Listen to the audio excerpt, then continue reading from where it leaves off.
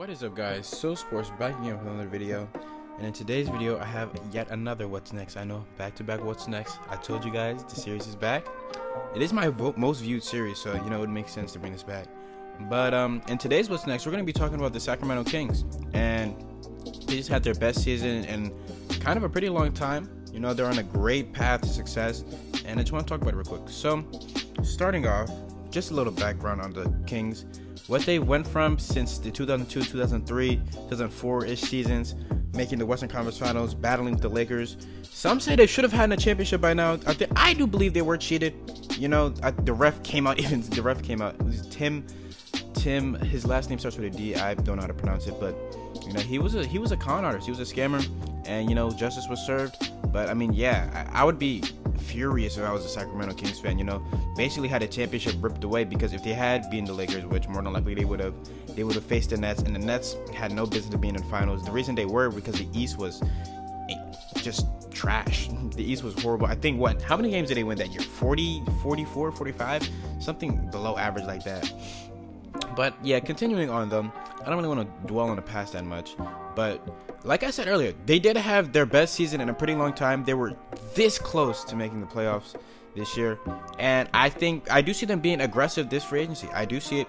But starting off, just want to talk about some key players really quickly. First off, I want to start off with the guy at the helm, you know, the quarterback of the offense, I guess you say, De'Aaron Fox. Now, De'Aaron Fox, coming out of Kentucky, was a highly rated point guard. You know, I thought a guy the Lakers probably should have taken over Lonzo Ball. I mean, Lonzo Ball was amazing at his 1 year in UCLA, but still, I thought De'Aaron Fox would be a great point guard. 5th overall pick in 2017, I believe. Talk about a guy in his rookie year, you know, played good to end the year. Showed great flashes, showed his great speed, great athleticism, great playmaking, you know, and then coming on this year, an amazing improvement. I didn't believe he was going to improve this much. Talking about a guy who jumped up to averaging 17 and 7, you know, shooting well from the field, shooting well from 3. You know, his 3-point shot was something that was talked about highly coming out of college, and in his rookie season, I didn't shoot it well. This year, too, he even came on in an interview and said he didn't shoot it as well as he wanted to. He shot 37%, which was great for him. I do possibly see him getting into the 40% range next season, you know, if all goes well. But, I mean, yeah, you know, he's going to be an anchor on this team. Again, another guy who I believe will be a multi-time All-Star. Not too sure about maybe a multi-time All-NBA player, because his scoring, maybe he's not as much of a scorer as most of the other point guards out here.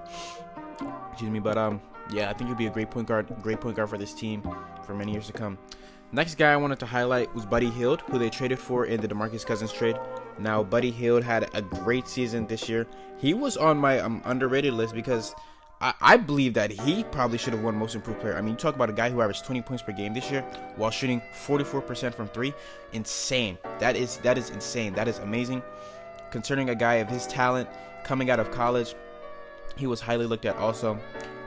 His problem was he was, you know, a shooter. Like, he shot the ball a lot. That was maybe a problem of concern for him. But, you know, he's still a great player. He's a great NBA player. I don't know if he'll ever make an All-Star team. I think maybe this is his ceiling right here. You know, a 20, 21, 22 point per game guy who's efficient shooting. Sort of like Klay Thompson, but without the defense. But actually, now that I think about it, Klay Thompson has made multiple All-Star games, so he'll probably make some too himself. But, I mean, yeah, great player, great shooter. You know, he's a good playmaker too, and he has good size, so defense really shouldn't be that much of a problem for him. But I mean, yeah, he's probably their number 1 scorer right now on this team. So I mean, yeah. But moving on though, I want to talk about Marvin Bagley Jr., the guy who they just drafted this past draft with the 2nd overall pick. I was gonna say 3rd, but it was 2nd. Talking about a guy who struggled with injuries this year. Struggled a bit with defense, but that shouldn't really be a problem. I think he's more of a 5 than he's a 4. I mean, can't really shoot the ball well, but what he averaged 15 and 7, I believe, around there. Maybe it was more like 13 and 7, but he had a great first year. You know, injuries, you know, derailed that, and it was weird to start off the season because he didn't really play much, and that was kind of a problem. That was a bit of concerning, but you know, he got more playing time as the years went on, as the season progressed, so that was great to see. But yeah, if he can stay healthy, he can gain some muscle. I think if he gains some muscle, he'll be really good. Great post player. Talk about great rebounder, great post player. and if he can improve that shot a bit too, he'd be great for this team. Now I just wanted to move on, maybe the lesser type of guys, but still quite important to this team. Harrison Barnes, I think, what is he, 27 at this point? Traded mid-season to this team. It was kind of sad to see how he was traded in the middle of the game, playing your heart out. He was traded. You don't really like to see that, but I mean, yeah, he had great years with the Warriors. I think he's a great third option. We saw with the Mavericks, he isn't good when he's the first option, because he's an ISO player. That's what he was when he was with the Mavericks, an ISO player. That's why you saw his efficiency dip down. He's great off the ball, as you saw with Golden State. He's a great defender. He has great length. I don't know if his athleticism is the same as what it was in Golden State, but he's good. He's great athletics. But I mean, yeah, Harrison Barnes, he's a cool NBA player, not really talked about much, which maybe he should be. Next guy I want to talk about, I'm going to butcher his name, I think it's Bogdan, right? It's Bogdan Bogdanovic. I always get him and Bojan Bogdanovic mixed up because, his first names are kind of similar. They have the same last names, but they aren't related, which was crazy when I found that out too. But a guy who came over from Europe, I believe, signed a 3-year, $24 million contract. Great. Same thing that, like I said in the previous What's Next with Kevin Porter. He's a great shooter. He's a good playmaking too. He can score the ball. He reminds me a lot of Evan Fournier. Not so much Kevin Porter, like I said earlier, but Evan Fournier. That's what I really see out of him. A more efficient Evan Fournier. So I mean, but he's kind of old now. I think he's about like 26-ish. So he isn't as young as maybe the other guys on his team are, but still. And the last guy I wanted to talk about quickly, because I don't really like him that much, just his play style and stuff, is Willie Cauley-Stein. I don't think he'll be on this team come next season. From a lot of Kings fans, I hear that he's kind of lazy, but I mean, he's not a modern day center. He can't shoot. All he can do is really rebound the ball. So yeah, that's all I really want to say about him. But moving on to this team in the draft, do they have a pick is what I'm trying to think. I don't know. No, I don't think they have a pick. I think their pick went to the Celtics in some weird trade. I don't know. But yeah, they don't have their pick this year, so not really much they can do in the draft. But that's besides the point. The point to talk about now is... Wait, I'm trying to think, do they have the pick? No, they don't. Okay. But the point to talk about now is free agency. I think this team will be very aggressive. They just had their most successful season in many years. They will probably definitely be aggressive. When you have young talent like this, you have guys on rookie deals, guys like Buddy Hield, who they're gonna have to pay next year. Marvin Bagley Jr. is on a rookie deal. De'Aaron Fox is also on his rookie deal. This is when you shoot for the skies and fight and go be aggressive. Now, there's 3 guys that I want to talk about them. First guy is Jimmy Butler. Jimmy Butler on this team would be great, because this team, it kind of doesn't have a clear-cut first option. There's De'Aaron Fox, there's Buddy Hield, even Marvin Bagley Jr. could potentially, up and, become the number 1 scoring option next year or get more touches. So yeah, I think Jimmy Butler would fix that. That would be a clear-cut number 1 option. You're gonna get a guy, a leader, a guy who has great playoff experience, and this team was just there. They were just there. So just imagine what more they can do with Jimmy Butler. Also, Jimmy Butler is a great scorer. He's good playmaking wise, and he's a great defender. So he has a lot to bring to the table for this team, especially. Think about all the young guys that they have. He could sort of kind of be a mentor.